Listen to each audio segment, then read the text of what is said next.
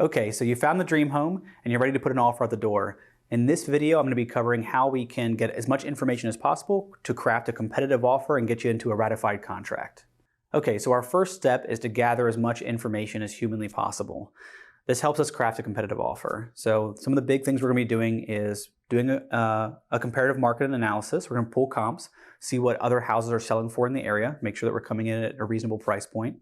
We're going to be looking at the disclosures that the seller has disclosed online. Those are private documents that you might not be privy to, but that I can pull from the listing so that we can review them together. I'll be calling the agent, seeing how many offers they have, when they're reviewing offers. If there's anything that's particularly important to the seller, all of those can help us craft the most competitive offer possible. So what we'll do is, I always tell everybody this kind of as my little disclaimer, is that crafting an offer is an incredibly serious thing. And I say that because some people will be like, oh, well, can I craft 2 offers?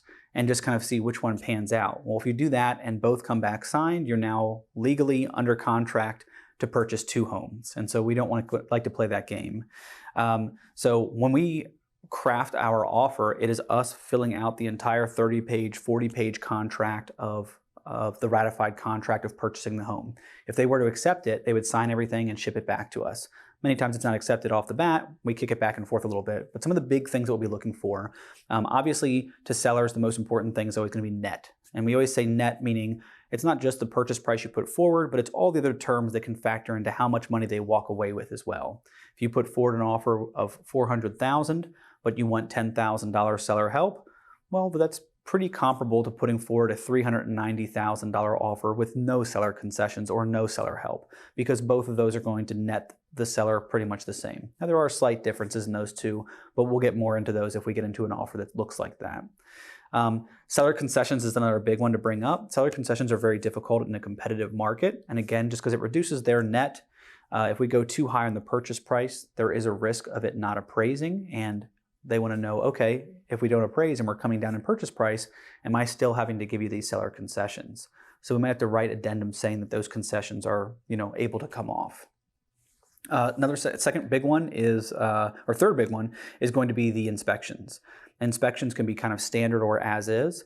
We can go into a little bit more detail, but it tends to be that those are the big ones.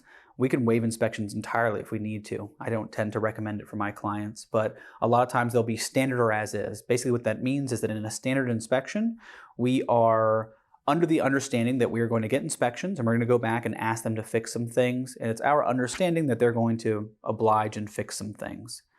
In an as-is inspection, it basically just means we're going to get inspections, but they're really for informational purposes only, and we're going to be waiving any right to ask them to fix anything. And again, those we can get into more detail. Those are even closer than they seem, because in an as-is, if we find something like, say, a broken HVAC, it's absolutely appropriate. We can go back and say, hey, we put it in this bid of $350 with the understanding that the HVAC worked. This shifts the price point. We need this fixed before we move forward. You can also waive the right to terminate. So that's another one that we'll talk about quite a bit, is that sometimes you can have inspections with a right to terminate the contract, or you can have inspections with no right to terminate the contract. Again, all little things, all little considerations as far as the inspections are concerned. Closing date's another big one for a lot of people. Some people want a longer close date. Some people want a quicker close date. It's more common that it is more competitive for a closer close date. Maybe being under contract for 2, 3, 4 weeks. If we start going longer than that, it tends to be something that's less competitive. Standard market's around 1 month. A quick close might be around 3 weeks.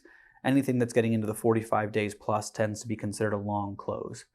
Now again, that's part of the reason on the front end that we call the agent, is that when we call them, they'll give us an idea. Oh, this person does want a longer close. Okay, great. We absolutely can oblige and give that to you.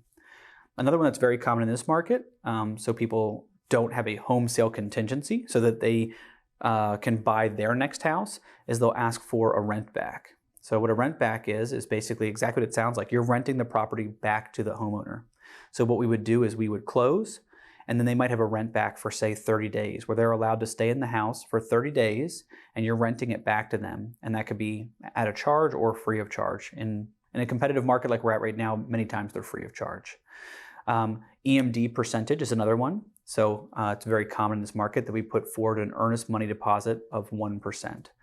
That is basically good faith money that you're putting at risk in the contract If you were to leave outside of the contingencies that you have in place, that puts that money at risk and they could keep that money. So if we put up a greater amount and say put up 2% or 3% of the purchase price, then it shows that we're very serious and that we're not going to exit the contract except for the places where we have a right to do so, which commonly is inspection or financing.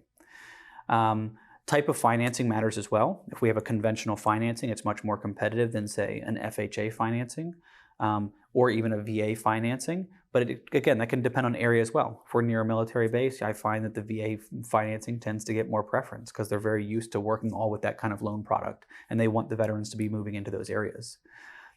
We can also get creative on our offer. Appraisal gap coverages are very common right now. So an appraisal gap coverage basically sounds something like we will guarantee or we will pay the difference between the purchase price we put forward and the appraisal price that comes in up to some certain amount. So if we were to say 5,000, great. If we put in a bid for 400 and it only appraises at 380,000, an appraisal gap coverage of 5,000 means that you, the buyer, are willing to bring an extra $5,000 cash to the closing table in the situation that it underappraises by that amount. So that's another one that's I think very useful. And again, the occupancies that I mentioned as well are very creative as well. We could always offer those to them. Hey, look, we'll give you a free rent back for 30 days so you have time to go and search for your next home.